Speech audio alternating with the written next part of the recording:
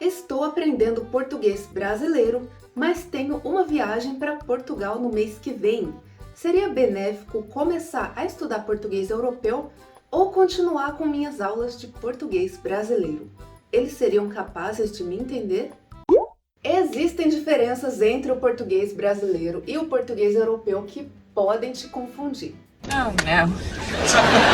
Se você já estuda português brasileiro e vai visitar Portugal ou outro país de língua portuguesa, eu recomendo que você continue seus estudos do português brasileiro e estude a diferença entre os dois. Tipo esse exemplo, se você vai para Portugal, estuda a diferença entre o português brasileiro e o português europeu. Se você vai para Cabo Verde, estuda a diferença entre o português brasileiro e o português cabo-verdiano. Se você vai para Moçambique, estuda a diferença entre o português brasileiro e o português moçambicano. Se você vai para São Tomé e Príncipe, estuda a diferença entre o português brasileiro. Para todos eles, a gente vai encontrar diferenças entre pronúncia, gramática e vocabulário. Vou dar alguns exemplos com o português de Portugal.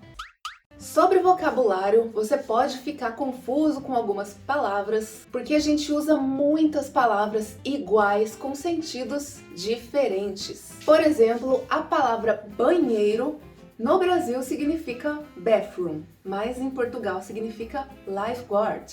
Lifeguard. Lifeguard. Não, peraí.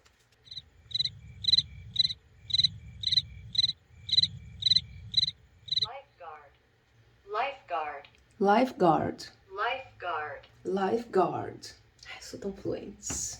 Então, se a gente está procurando um bathroom em Portugal, a gente tem que dizer casa de banho. E banheiro em Portugal, que é lifeguard. No Brasil é salva-vidas. Lifeguard. Lifeguard. Sobre pronúncia, o português brasileiro é mais fácil de entender porque a gente fala com a boca mais aberta, a gente tende a falar todas as sílabas de cada palavra. Então eles vão entender o que você fala, mas talvez você sinta dificuldade em entender o que eles falam para você. Até brasileiro tem dificuldade em entender os portugueses falando algumas coisas. Mas é só pedir para eles falarem mais lentamente, mais devagar. Isso é muito normal, é tranquilo, não tenha vergonha de pedir isso, porque vai facilitar bastante para você. Lifeguard. Sobre gramática, o Brasil usa você para se referir à pessoa com quem ele está conversando.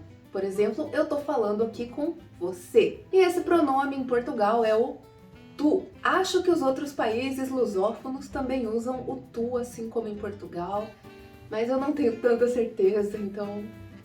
Angolanos, moçambicanos, são tomeanos, me ajudem, e os demais países lusófonos. Vocês usam o tu? Ou você? Mas existem muitos brasileiros nesses outros países de língua portuguesa, e com certeza eles usam você enquanto estão lá e com certeza eles entendem tudo que a gente fala. Então, acho que pode usar numa boa que eles vão te entender. Mas fique atento porque você vai ouvir eles te chamarem de tu ou algum outro pronome formal do tipo o senhor ou a senhora. Por causa da diferença de uso desse pronome, a conjugação de verbos também é diferente. Não só nesse pronome, mas tem algumas outras conjugações aí que são diferentonas também. Dentro de verbos tem o gerúndio, que para nós brasileiros é estranho. Acho que hoje em dia já tá mais normal para nós, para os nossos ouvidos. Enquanto a gente diz eu estou pensando, o português diz eu estou a pensar. Então se liga aí nessa diferença também. Lifeguard. Se você quer entender um pouco mais sobre as diferenças entre o português brasileiro e o português europeu, eu já fiz um vídeo sobre isso, um pouco mais completo, então dá uma olhadinha lá, o link tá aqui na descrição do vídeo.